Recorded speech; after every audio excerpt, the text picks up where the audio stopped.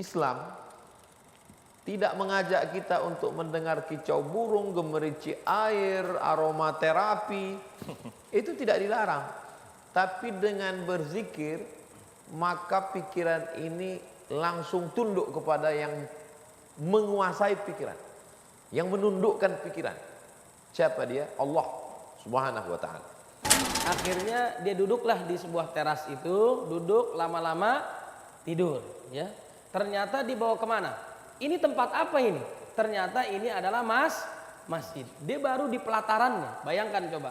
Dia baru di pelatarannya, dia bisa tidur. Permasalahannya di mana? Ternyata yang menyebabkan dia ingin bunuh diri selama kurang lebih sepekan 2 pekan itu dia nggak bisa tidur. Ternyata di masjid baru emperannya, ya di luar pelatarannya dia sudah bisa tidur. Masya Allah. Makanya jangan khawatir ya.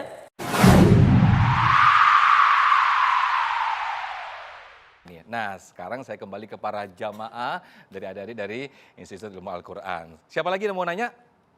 Oke, boleh berdiri silakan ya sambil dada-dada di kamera, masuk TV, halo gitu ya. Silakan, dengan siapa? Perkenalkan, nama saya Aisyah Al-Khairunida, Ustaz. Oke, silakan. Ustadz Abdul Somad nanti akan jawabnya. Baik. Ustadz, saya izin bertanya mengenai ketenangan hati. Kita kan sebagai generasi milenial tentu juga pasti pernah merasakan kegelisahan hati. Apalagi pada zaman sekarang, sering kita dengar dalam generasi milenial muncul istilah insecurity, seperti itu. Nah, bagaimana cara kita memanage hati kita dan pikiran kita agar tidak mudah diganggu dan tidak mudah diracuni oleh perasaan insecure yang terkadang bisa menurunkan motivasi dalam diri kita. Itu saja. Terima kasih, Ustaz. Oke, terima kasih. Ini generasi Z banget ini ya, insecure nih sering sekali kita dengar. Silakan, Uas, boleh dijawab, Uas. Jadi kalau yang bertanya ini generasi Z, dia beda dengan generasi M. M ini mak-mak. Mama, nanyanya beras gitu ya, Ustaz ya. Nanyanya beras. Yang merusak dan mengganggu itu adalah pikiran. Makanya banyak rumah-rumah spiritual menawarkan bagaimana how you can stop your mind. Bagaimana Anda menghentikan pikiran. Diajak pikiran ini untuk berhenti berpikir.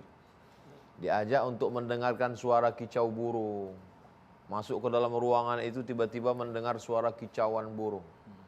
Yang burung asli pun nggak ngerti. Karena itu burungnya burung palsu. Diajak untuk mendengar suara gemericik air terjun. Supaya pikiran ini diajak untuk mengulang-ulang satu kata, entah itu nama siapa, dia pun tak tahu. Yang penting bagaimana supaya pikiran ini berhenti. Karena pikiran ini bekerja terus. Islam tidak mengajak kita untuk mendengar kicau burung, gemericik air, aromaterapi. Itu tidak dilarang. Tapi dengan berzikir, maka pikiran ini langsung tunduk kepada yang menguasai pikiran, yang menundukkan pikiran. Siapa dia? Allah Subhanahu wa ta'ala. Makanya ketika orang membaca Al-Quran, Assalamualaikum Pak Kiai, gimana nih saya stres, depresi. Kata Kiai, Ustadz, Tuan Guru, baca Quran. Kenapa? Di saat orang membaca Al-Quran, maka pikirannya ditundukkan Allah Subhanahu wa ta'ala. A'udzubillahi minasyaitonirrajim. Bismillahirrahmanirrahim. Ya ayyuhalladzina amanu kutiba alaikumus siyam kama kutiba alal ladzina min qablikum la'allakum tattaqun ayyaman ma'dudat. Otomatis pikiran itu terhenti. Jadi kalau ada orang menawarkan kita untuk tenang, lalu dia katakan pikiranmu berhenti, berarti kita gila. Hanya orang gila yang pikirannya berhenti. Berarti kita mabuk, sakau.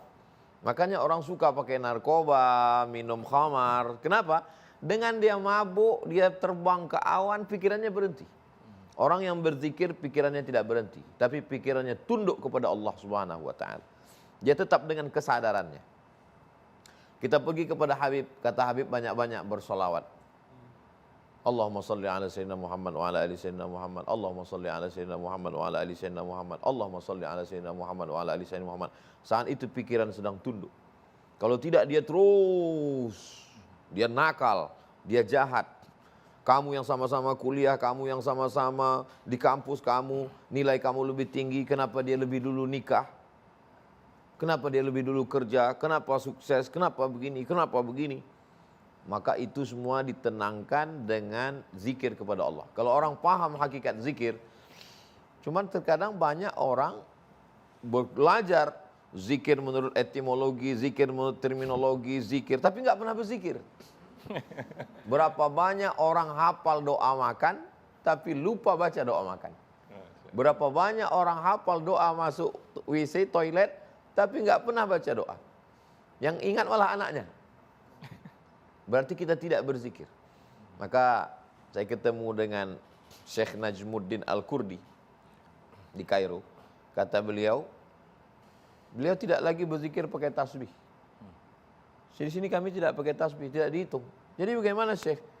Pakai nafas. Jadi nafas itu Allah. Saat ditarik Allah, saat dihembuskan pun Allah. Tapi yang namanya manusia kita kan lupa. Nanti begitu ingat, balik lagi. Jadi tidak ada yang kosong daripada Allah Subhanahu wa taala. Berisi terus. Nah, jadi kembali kepada zikir, jangan hanya sekedar cerita zikir tapi kita berzikir. Berzikir mulut, berzikir hati. Connecting antara mulut dan hati. Tapi kadang-kadang mulut kita sambil ngobrol cerita, hati kita jangan sampai putus berzikir. Hanya itulah yang bisa menyelamatkan kita dari pikiran-pikiran jahat. Kalau tidak, ketenangan kita cuma sampai tidur. Dan tidur pun terganggu oleh pikiran. Berapa banyak orang jam 2 malam terus mata tidak bisa tertidur. Kenapa? Karena pikiran. Akhirnya kena penyakit insomnia. Gara-gara pikiran. Pikiran ini yang jahat. Maka kalau dipraktekkan zikir itu, insya Allah pikiran akan tenang. Kalau belum tenang, berarti zikirnya belum kuat. Ada yang harus dikoreksi di situ, Ustaz. Ya? Betul. Baik, berikutnya saya ke jamaah yang juga siap dengan pertanyaannya. Silakan, dengan siapa ini? Boleh berdiri, memperkenalkan namanya, lalu pertanyaannya nanti Ustaz Said Kutub yang akan menjawabnya. Baik, nama saya Aulia Rahma, saya izin bertanya Ustadz. Ya. Kan depresi, stres dan lain sebagainya itu termasuk ketidaktenangan hidup. Jadi apa itu tanda kurangnya iman kita Ustadz? Terima kasih. Baik, silakan Ustaz. Masya Allah, ya mudah-mudahan kita dilindungi oleh Allah Subhanahu Wa Taala. Amin, amin. Hidup kita tenang, bahagia dunia akhirat. Jadi ada kisah itu orang Jepang, ya kan? Karena saking disiplinnya luar biasa, dia bunuh diri pun terjadwal dengan baik. Ya, misalnya jam 8 pagi jadwalnya ya. Kemudian dia mau berangkat, dia mau agendakan dirinya bunuh diri. Ya.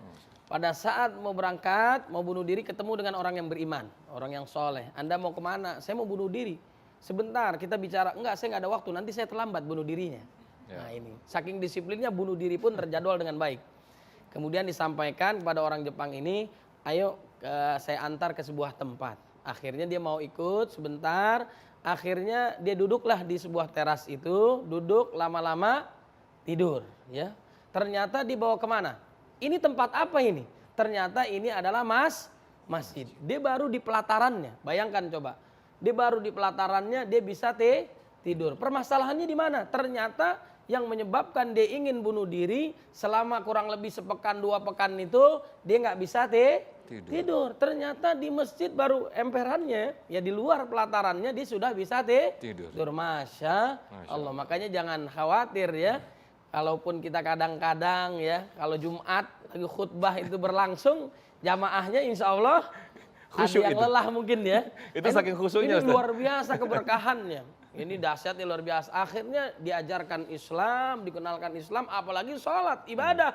Hati menjadi khusyuk dan tenang, nggak jadi bunuh diri, akhirnya masuk Islam. Masya Allah. Nah ini ada yang masalah berarti dalam dirinya. Dia tidak beriman kepada Allah Subhanahu Wa Taala. Kemudian tempat yang membuat dia tenang adalah apa? Masjid, tempat barokah. Ada sahabat yang kesulitan mendapatkan jodoh. Anda pasti tertarik kalau bahas jodoh kan? Ini rata-rata mahasiswi. Anda masih lama, kira-kira Anda 10 tahun lagi lah ya. Usianya. Semangat belajar dulu. Jodoh nggak mana? Indah pada saatnya. Benar nggak? Melihat mahasiswa yang ganteng, kita berdoa, ya Allah semoga Dekatkan. Iya. Semoga Allah mengetuk pintu hatimu untuk mengetuk pintu rumahku, kan gitu ya. Pada saat diketuk pintu, yang dibuka pintunya debt collector ternyata. Iya. Ya. Jadi jangan khawatir, ada sahabat yang fakir miskol, fakir kuota, ya. Enggak, orang yang sulit, susah, mungkin strata sosialnya dibatasi dan sebagainya. Ternyata apa yang terjadi? Dia kesulitan mendapatkan jodoh. Akhirnya kata Nabi Muhammad SAW, Anda jangankan di akhirat. Dia kalau nanya, ya Rasul, saya punya jodoh nggak di akhirat? Bukan di dunia, bukan. Di akhirat. Karena di dunia budak saja menolak tembakan dia. Benar nggak? Budak menembak, dilamar oleh dia nggak mau menolak. Bayangkan. Nah, apa yang terjadi kata Rasul, Anda ini akan mendapatkan jodoh di dunia, apalagi di akhirat. Masya Allah. Dapat dia istri yang solehah, kaya raya. Salah satunya adalah apa? Dia rajin ibadah di dalam maka Anda rajinlah ke masjid, kali-kali dapat jodoh. Bukan, ya, mendekatkan diri kepada Allah, minta kepada Allah. Insya Allah bahagia dunia akhirat. Amin, amin. Insya Allah setelah ini sudah tidak ada lagi insecure, sudah tidak lagi kegundahan hati. Semoga apa yang kita raih, kita dengarkan dari guru-guru kita tadi menjadikan hati kita semakin tenang. Ustadz, Masya Allah, terima kasih Ustadz Said Qutub, Ustadz Abu Somad, terima kasih sudah memberikan tausiah yang sangat luar biasa sekali. Semoga menjadi khasanah keilmuan kita sendiri dan tentunya insya Allah menjadikan pahala tersendiri untuk kita di sahur pagi hari ini. Akhirnya saya Muhammad Sofyan, Ustadz Said Qutub dan juga Ustadz Abu Somad pamit undur diri dan juga seluruh kru yang bertugas pamit undur diri. Terima kasih. Wassalamualaikum warahmatullahi wabarakatuh. Ustadz Said Qutub, Ustadz Was, silakan. Ya Rabbana lakal hamdu kama yanbaghi li jalali wajhikal karimi wa azimi sultanik. Ya Allah, segala pujian hanya milik Engkau, segala kemuliaan hanya milik Engkau. Muliakan kami karena mengingat Engkau. Ya muqallibal qulub, Engkau yang membolak-balikkan hati.